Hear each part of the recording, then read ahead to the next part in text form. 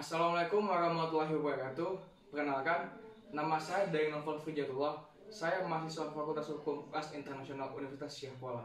Saat ini, saya sedang mengambil mata kuliah eksternal Hukum Kawasan dan Perbandingan Hukum di Universitas Indonesia. Di kesempatan kali ini, saya akan berbagi informasi mengenai negara Federasi Rusia atau lebih dikenal dengan Rusia.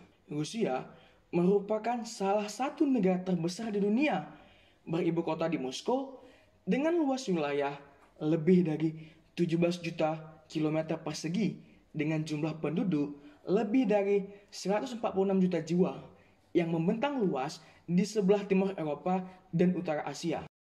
Yang pertama, kekuasaan di negara Rusia. Kekuasaan negara di Federasi Rusia akan dilaksanakan berdasarkan pembagiannya menjadi otoritas legislatif, eksekutif, dan yudikatif. Badan legislatif, eksekutif, dan otoritas peradilan harus independen. Di Rusia, kekuasaan negara dilaksanakan oleh Presiden Federasi Rusia, Majelis Federal, Pemerintah Federasi Rusia, dan Pengadilan Federasi Rusia. Artinya, Rusia menganut sistem pembagian kekuasaan distribution of power. Yang kedua, kehidupan masyarakat di negara Rusia. Status kewarganegaraan seorang warga Federasi Rusia tidak boleh dicabut kewarganegaraannya atau hak untuk mengubahnya. Warga negara Federasi Rusia dapat memiliki kewarganegaraan negara asing atau dual kewarganegaraan sesuai dengan hukum federal atau perjanjian internasional dari Federasi Rusia. Warga negara asing dan orang-orang tanpa kewarganegaraan menikmati hak dan kewajiban dalam Federasi Rusia setara dengan warga negara Federasi Rusia. Dalam kebebasan beragama, Federasi Rusia adalah negara sekuler. Tidak ada agama yang bisa didirikan sebagai agama negara atau sebagai kewajiban. Asosiasi keagamaan harus terpisah dari negara dan harus sederajat sama dengan hukum. Namun, setiap orang dijamin kebebasan hati nuraninya dan beragama, termasuk haknya untuk menganut agama apapun secara individu atau kolektif, atau tidak menganut agama apapun, dan bebas untuk memilih, memiliki, dan menyebarkan agama dan keyakinan lain.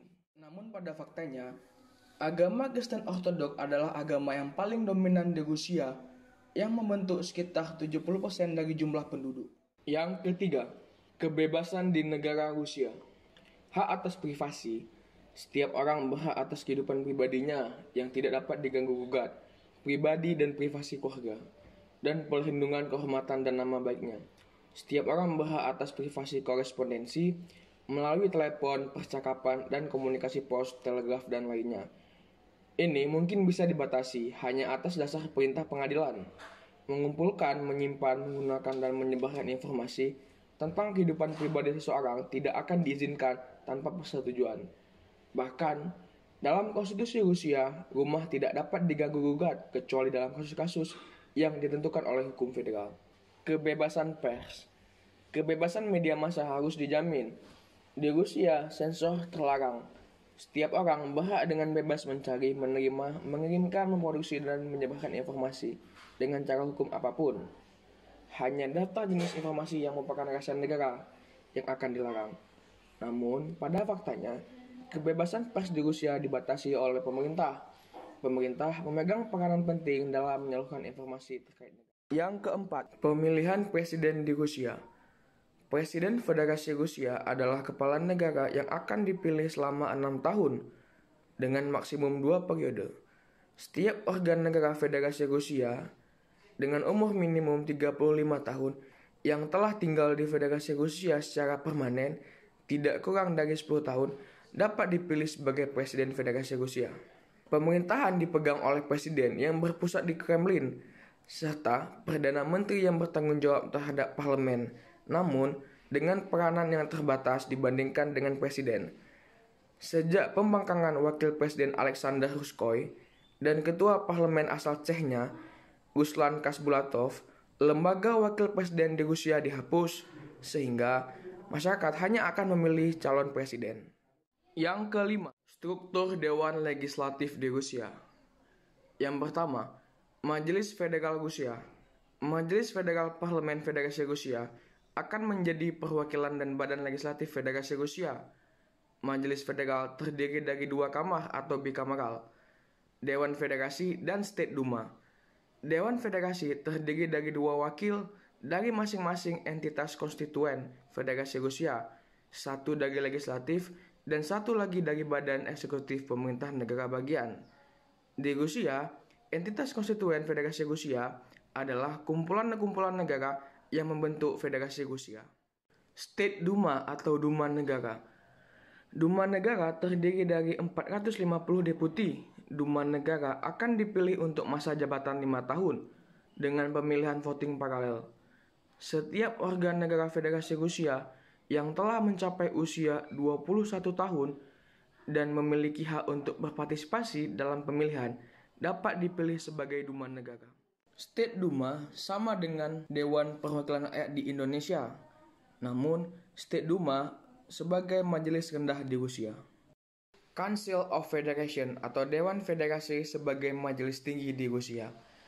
Dewan Federasi terdiri dari 2 wakil dari masing-masing entitas konstituen Federasi Rusia.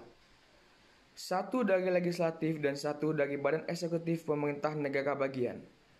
Berbeda dengan Duma Negara dan badan legislatif provinsi di seluruh Rusia, dewan ini tidak dipilih secara langsung, tetapi dipilih oleh politisi teritorial, yang dalam beberapa hal menyerupai struktur Senat Amerika Serikat sebelum amandemen ke-17 pada tahun 1913.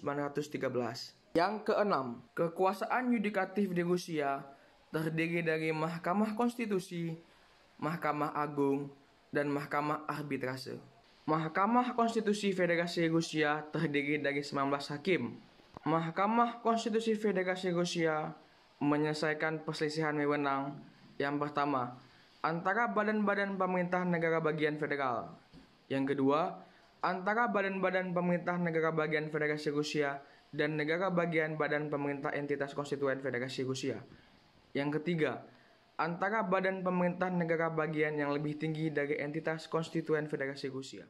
Mahkamah Agung Federasi Rusia menjadi badan peradilan tertinggi untuk kasus perdata, pidana, administrasi, dan lainnya di bawah yurisdiksi umum pengadilan. Mahkamah Arbitrase.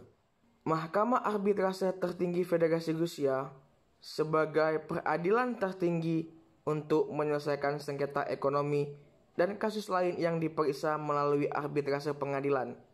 Sama dengan kekuasaan Mahkamah Agung, kekuasaan Mahkamah Arbitrase juga dapat melakukan pengawasan yudisial atas kegiatan mereka dalam proses peradilan. Yang ketujuh, pemilihan hakim dan jaksa agung di Rusia.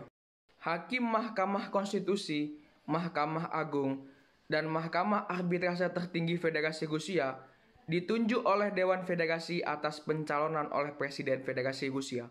Pemilihan jaksa agung. Pemilihan jaksa agung di Rusia diangkat dan diberhentikan oleh Dewan Federasi atas usul Presiden Federasi Rusia.